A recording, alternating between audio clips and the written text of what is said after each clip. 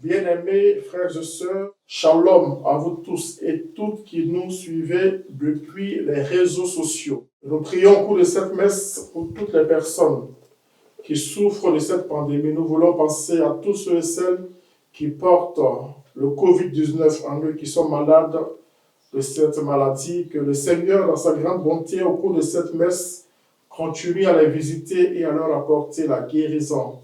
Nous prions pour tout le personnel soignant, pour tous ces hommes et ces femmes qui vraiment se donnent de la peine pour que ces malades soient guéris. Nous prions pour tous ceux qui font de la recherche pour trouver un remède. Que l'Esprit de Dieu les inspire pour trouver le remède adéquat. Nous prions pour tous ceux et celles qui ont perdu un être cher et qui souffrent terriblement du plus profond de leur cœur. Tous ceux qui sont angoissés, tous ceux qui ont peur du lendemain, que le Seigneur leur accorde sa paix. Bonjour, je suis le Père Vincent Boilou, donc curé de la paroisse de Puget-sur-Argent depuis septembre 2013. Voilà, je suis de nationalité ivoirienne, donc je suis venu directement d'Abidjan et j'ai été envoyé pour la mission. Je suis un missionnaire et je suis curé donc de cette paroisse depuis 2013.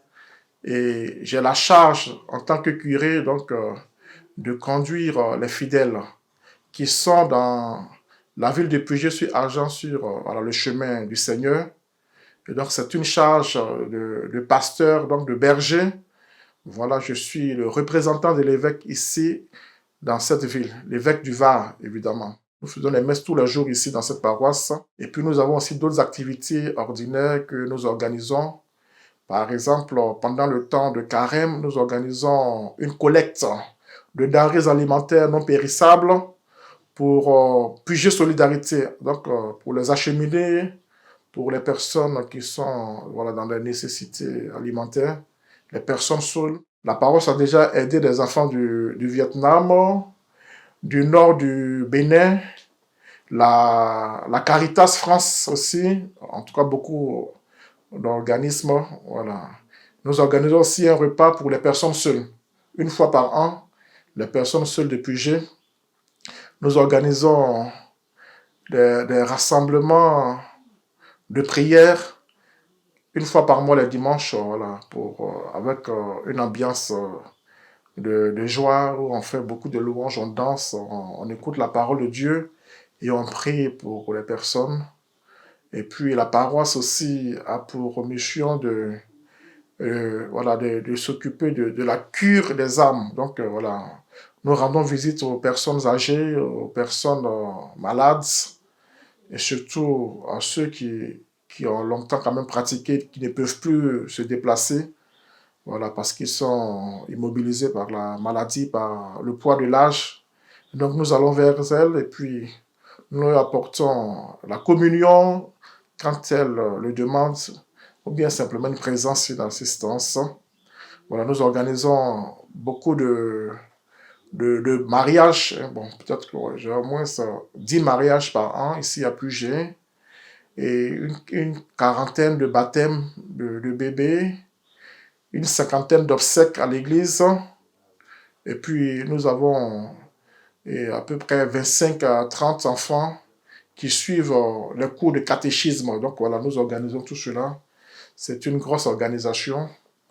Et donc nous avons besoin, voilà, heureusement que nous avons quand même des personnes, des volontaires, des laïcs qui s'engagent pour nous aider à travailler ensemble pour que tout cela puisse voilà, se réaliser. Il faut dire que le confinement a été d'abord un grand coup pour moi en tant que curé, parce que chacun devrait être voilà, cloîtré dans sa maison, donc il n'y avait plus de contact avec les fidèles, avec la population. On ne pouvait plus se fréquenter. Et donc là, c'était déjà quelque chose de difficile à supporter. Heureusement que les appels téléphoniques et les réseaux sociaux nous permettent d'échanger, de nous voir.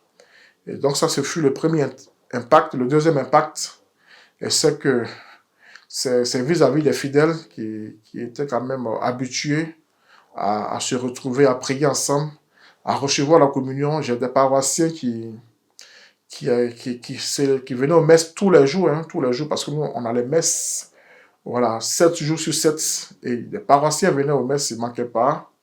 Et voilà, c'était pour eux vital de communier, de prendre la communion, et puis voilà, une rupture brusque. Et c'était aussi une souffrance pour ces personnes, et je compatissais.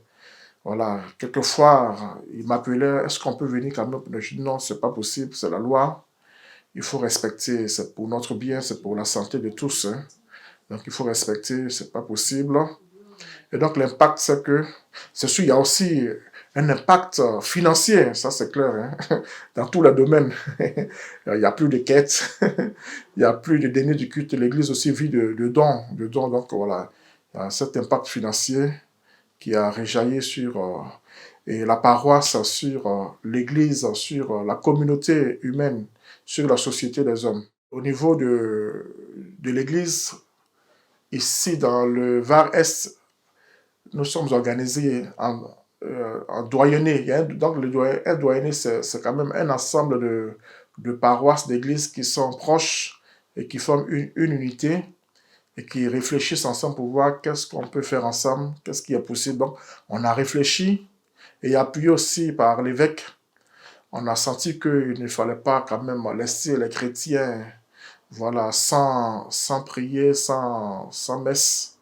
Et donc, on a utilisé les réseaux sociaux, donc Facebook et YouTube, pour transmettre en direct nos différentes célébrations. Et donc, du coup, on a utilisé notre page, la page Facebook de la paroisse que nous avions créée, mais en fait qui était comme inexistante. On n'avait que peut-être une centaine d'amis. Aujourd'hui, nous sommes à plus de 4000 amis. Oui, parce que plus de 4000 et chaque jour, après une centaine de demandes. Et les gens, il y a une centaine de personnes qui suivent la messe chaque jour régulièrement, qui communient avec nous, voilà, qui envoient des messages, qui nous appellent. Et cela a permis d'être en lien, quoi. D'abord, les fidèles, ceux qui avaient l'habitude de venir à la messe, mais aussi les autres. Et peut-être le gros avantage, ce qui m'a surpris, ce qui m'a étonné, et c'est que ça a créé du lien, non seulement avec les paroissiens, mais avec les non-paroissiens, avec même des purgatoires. Il y a beaucoup de purgatoires qui sont aujourd'hui amis avec moi et que je voyais peut-être, il y en a que je ne connaissais pas, mais qui a créé du lien. Et on échange, on apprend à se connaître. Et je crois que voilà, après le confinement, les relations seront encore plus fortes. Et puis aussi même avec la municipalité, parce que le monsieur le maire aussi nous suit, il fait des commentaires. Voilà, c'est avec la municipalité. Donc, je crois que et les réseaux sociaux nous ont permis de renforcer ces liens. Et même avec des personnes qui ne sont même pas en France. Nous avons beaucoup de personnes qui sont connectées depuis les territoires d'outre-mer, beaucoup de l'Afrique et les États-Unis, avec qui on partage. Et c'est vraiment formidable. C'est formidable. Et donc, en fait, on a continué à prier, même si ce n'est pas physique, mais à garder le contact. Comme le dit Saint Paul, hein, Saint Paul dit que tout concourt au bien de ceux qui aiment Dieu. Il y a beaucoup de personnes qui nous ont demandé de ne pas arrêter, surtout les enseignements que nous faisons les lundis, mercredis et vendredis à 16 h, de 16 h à 17 h. Là, parce que sur les affiches, sur les crayons en ami, pendant le temps de confinement, il dit non, il faudra continuer, il ne faut pas arrêter, on vous suit de partout et ça nous enrichit, ça nous fait du bien. Donc, il ne faudrait pas arrêter. On va continuer, ça ne sera pas au même rythme parce qu'après le confinement, c'est sûr qu'on va bouger, il y aura beaucoup à faire. Mais on continuera, peut-être qu'à un rythme moindre, mais voilà, mais on continuera toujours à utiliser les réseaux sociaux pour rester en contact, pour porter nos paroles d'espérance. Je voudrais remercier d'abord toutes les personnes qui nous ont suivis durant tout ce temps en direct. Je voudrais remercier particulièrement ces personnes qui ont cru en nous parce que beaucoup nous envoyaient des intentions de prière, prier pour nous, pour telle ou telle raison, pour telle ou telle, voilà. Et donc, ils ont eu confiance en nous. Je voudrais remercier ces personnes. Je voudrais aussi remercier et tous ceux qui nous ont soutenus parce qu'on avait besoin de matériel, on avait besoin de conseils, voilà, informatique. Donc, des personnes nous ont donné des idées, des personnes nous ont donné du matériel informatique pour que nos directs soient, voilà, plus propres, quoi. Parce que les débuts, on tâtonnait beaucoup. Et puis, bon, avec le conseil, avec les dons, on arrive à faire meilleur, quoi. Et donc, on remercie toutes ces personnes. On remercie aussi Monsieur le maire de Puget parce que, en fait, grâce au confinement et puis à tous les liens, je suis, voilà, je suis maintenant parfum de beaucoup de choses sur la commune, sur la ville de Puget que je ne savais pas. Mais donc, le monsieur, le maire, il est très actif et puis il nous permet d'avoir les informations à temps réel et de pouvoir, voilà, ajuster nos activités, nos actions vis-à-vis de tout cela. Et donc, je remercie en tout cas tous les Pugetois et tous nos paroissiens qui ont cru que, voilà, Dieu n'est pas confiné.